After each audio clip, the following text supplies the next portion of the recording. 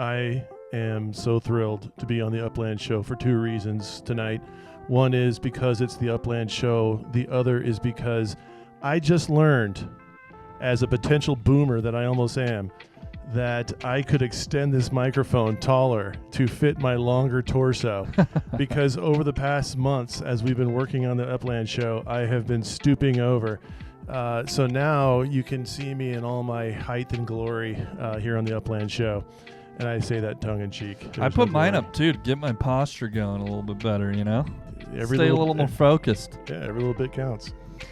But today was a monumentous day for Upland. I was predicting, I was talking to a friend last night, and we were talking, how long do we think it's going to take for the Bronx to sell out?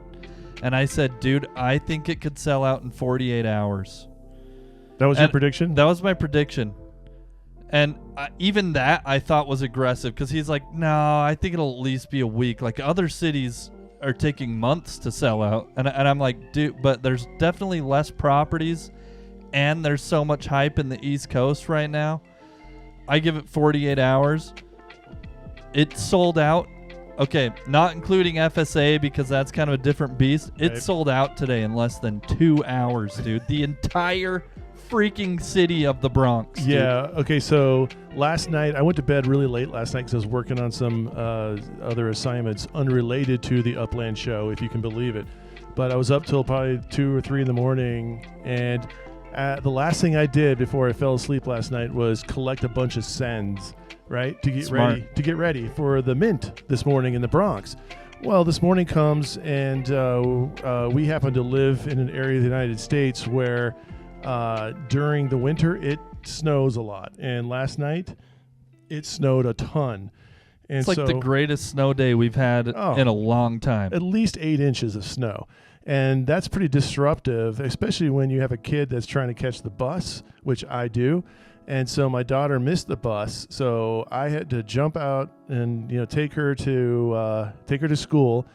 During that whole time of taking her to school, that's when the Bronx released, and I completely missed the entire thing. And so LOYLDOYL here even texted me. He's like, bro, there's just a few spots left in Throg's Neck, one of the neighborhoods of the Bronx. And I was like, yeah, one that we speculated might be a collection. Yeah. I missed it. I totally missed out. And I was like, I guess I'll just hold on to my UPIX, And then I came home, and sure enough, everything was sold out after that hour and a half. And I just sent it and bought everything secondhand. I lost some money doing that, but at least I got in early, I suppose. It's not mint, but whatever. So I'm looking at the numbers. Today there was record-breaking numbers, and it's not even like updated data yet, because at the time the data was recorded, I think this processes every 24 hours. At the time this was recorded, there was 10,000 still unminted, and then there was close to 2,000 for sale already, and then 3,500. So that's like 5,000 plus 10. That's like roughly 15,000 total properties in the Bronx. Okay. If we add them all up. Yeah. And there's probably now like less than 2,000 FSA properties left to be able to mint it. Right. So 13,000 of the that's a rough estimate, but already when only like 1/3 of the properties had sold when at the time this data was recorded, there was 354 million UPIX in transactions already, which is so it probably actually ended up being like close to 1 billion UPIX was exchanged today in Upland. I hope $1 million. I hope the team at Upland are out celebrating tonight, because it's probably a cause for celebration. Because look, that's an all-time high, I would imagine, right? For all time, 100%. All-time high of UPIX daily trading volume. That's a big deal. Obviously, it's going to dip back down because tomorrow is not a day in which a new city is being minted. However, look at that trajectory from, since late October to now. It's just continually, steadily going up. That spike at the end will have a deep dip coming down after it tomorrow. But it looks like, if you look at the technical analysis, looks like it's continuing to go up. Oh yeah, massive growth in Upland. The Bronx broke all sorts of records. We can't even see all the numbers just yet. What's crazy is I was minting quite a few properties for some of them even under 5,000, and these are non-FSA. I was finding some for about 4,500 or 4,700. Nice. Quite a few. I maybe got like 10 or so like that. The floor, we were just looking at, so if you don't know how to calculate what the floor price is, that you zoom out on the entire city, and it doesn't matter if we have some of Manhattan included in there because Manhattan's so high. Manhattan floor is higher. So let's hit this property button in the bottom right.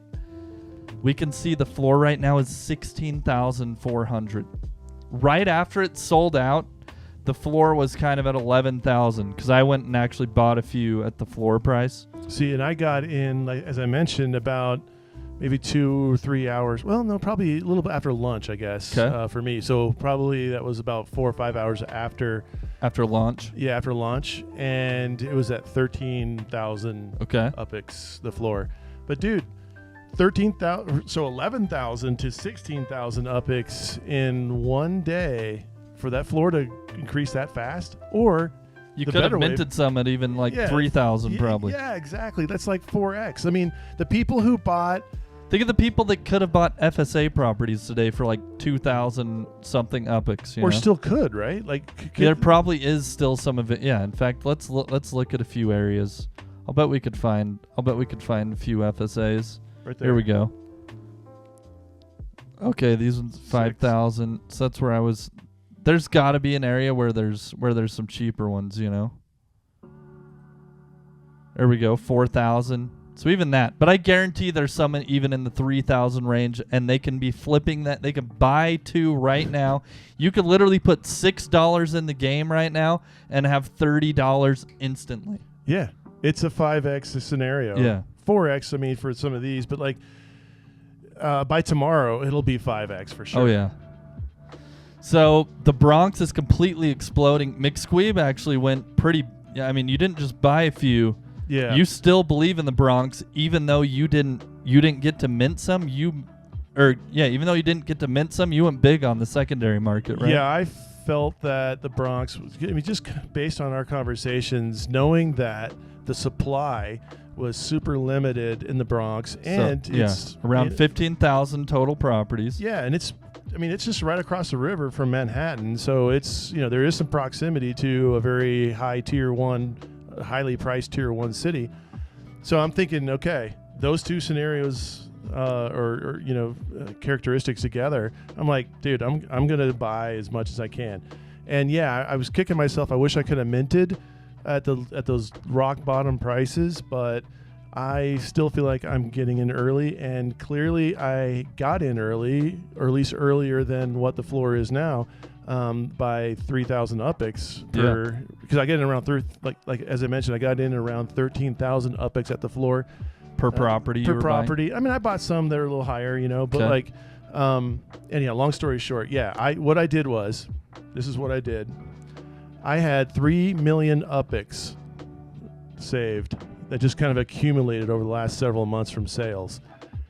I sold all but 5,000 UPIX of those 3 million UPIX in the Bronx. McSqueeb went all in, baby. So I have no UPIX whatsoever. However, honestly, I only got about, probably 115, 120 properties in the Bronx. And if you do the math, obviously I paid higher than 13,000 UPIX for some of those properties. And that's because I went to, is it the City Island? What's that island called? Oh, yeah. Yeah. Dude, I actually tried to mint City Island. It's one of the first places I went. When it opened, I got 1 property. Yeah. I got 1. I went to Riverdale, got 1. Then it was sold out. Then I went to City Island and got 1. Yeah. See, I bought... This is probably where some of the listeners are probably like, that McSqueeb? Not too smart. But what I did was I bought 7 Do you remember what the floor was? It was 118 was the... I'll bet it's higher. No, I'm sorry, I'm zoomed in wrong. I have some of the edge. I lost money. Yeah, the floor at the time was 118. 136 already is the floor. Yeah, see? And I'll bet you, I mean, I don't know about City Island, but it's only going to go up. But Dude, for some reason, I'm feeling really strong about this City Island Avenue. oh, serious? I think especially this avenue is going to be. As a collection? Look what people are selling it for. Wow. And I think it's not wrong. I think this has high probability of being a rare, now that I think about it. Rare Dang. collection. See, I don't think I got any on that road. You may have been lucky and picked one up, but probably not if you're buying the floor, because I imagine Yeah. people are all over that They kind know. of speculating, and Look at some all those people go all in on certain. Look at that, 500,000. Look at all those cool bars. Patty. I got one close enough Nice. for 38,000. See, dude, I spent. But it's the only one. It's the only one I have. I mean, the cheapest one I bought was 118,000. I'm sure people were stoked that they were selling it to me. But dude, hey, one thing I learned today, by the way, Orchard Beach. If you look just right north of City Island, Orchard Beach. I don't know if the game is going to open up any of this kind of stuff as some kind of special property or whatever you call those. Landmarks, whatever. But supposedly Orchard Beach is one of the best shorelines in the New York, Manhattan, Bronx area. Yeah, I wonder if something like this would maybe be sold as one giant landmass in the future. Like some business, someone could come in and buy the whole thing and turn it into some like game inside of Upland, like, or some massive business sell cars here or something. Dude, I think Co-op City like really reminds me of like a Ready Player One vibe. Like, you got to go to Co-op City to get all your wares and stuff. I don't know. It just sounds cool, dude. It does sound cool. Yeah, so I could see big businesses in Co-op City, For sure. It's kind of a cool name. So for me, I'm actually quite excited about, I don't have any buyer's remorse whatsoever. I know it's a lot of money. 3 million UPX is a lot of money. But I have no buyer's remorse, and here's why. Again, because I'm pretty confident all of this is going to probably at least double. In fact, this is going to be an interesting experiment for me. Yep. But over the course of the next several months, I expect by April that 3 million UPX, I could probably, all those properties I could sell for a total of 6 million UPX. Yep. And double my money for sure. Dude, and I think you made a really good point earlier, and that is the Bronx's proximity to Manhattan.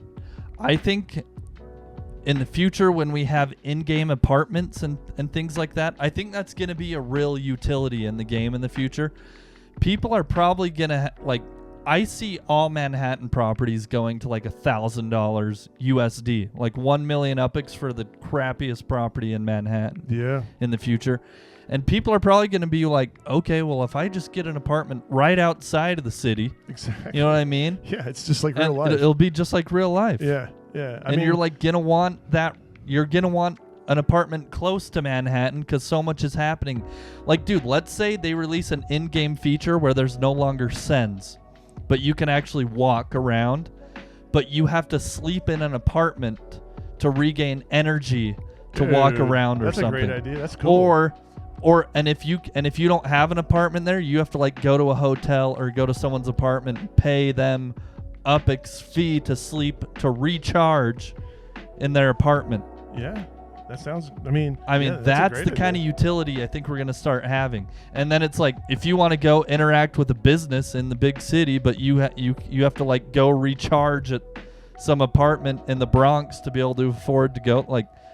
That's the kind of thing that could happen that's going to bring real utility to the game, you know? It'll make drive prices up. Yeah, it'll make the game so much more sticky, when there are, I guess, other needs or other forces at play besides just coming in here and buying and selling, real estate. But if there's other reasons for you to come in here that are compelling, like I've got to feed my Block Explorer. Yep. Or, or I want to test drive that new cool thing, or I want to see that new live show, whatever. Yep. I'm super, dude, there's so much.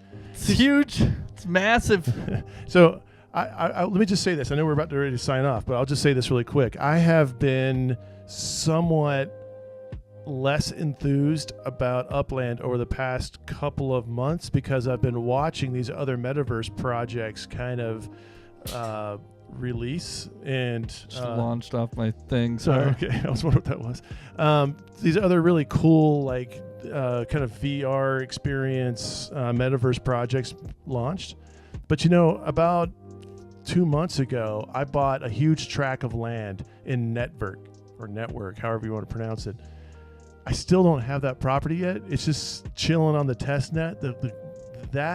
And so my point is that game, with all of its kind of pizzazz that it's advertising, and the promise is certainly very cool. However, it's not ready yet. No one can get in there yet and do really cool stuff. I guess the advantage that Upland has is kind of that first mover's advantage, where the interface is not as three-dimensional or cool or immersive as some of these other new projects that are launching. However, just today, as we saw, 350 million UPIX poured into the game just today, a new all-time high. So in other words, Upland is kind of that tortoise that is moving fast ahead, but surely ahead. Slowly ahead, but surely ahead. Check it out, too. I'm not sure if you've seen this. The first football stadium was completed in... Oh, that's cool. Is that the New York Giants? Or Chicago Bears? Chicago. Yep. Pretty cool, man. That is cool. I don't know how to, on a PC, to do the sideways view, but pretty cool. Pretty good 3D design, actually. I'm impressed. Yeah, for sure. So anyways, my point is just this, is that, it's not really matching what those other experiences are, but I think they have the depth behind them already, and some of the learning experiences already to get there faster probably than the other projects that are intending to start at that level. I think Upland can surpass them. Yeah, and I also think a lot of the other metaverses that haven't actually shown anything for it yet, like there could be potential risk there. I would be willing to bet that there are some who are selling you the world that may never actually end up ever having anything. It only ends up ever being a coin with some hype around it of a potential future game that may never be built. Agreed. So, but we'll see. We'll see. Anyways, a lot of fun today. Bronx blew up. That's just another quick lesson today on supply and demand. I'll tell you what, if I were an economics teacher in high school or an economics professor or a business professor in college, I would be using some of these as examples in my class because, man, what a fun way to teach supply and demand in a very clear way. Absolutely. Thank you so much for joining us today. We hope you enjoyed the show. And as always, we hope to see you in the next one. Peace out.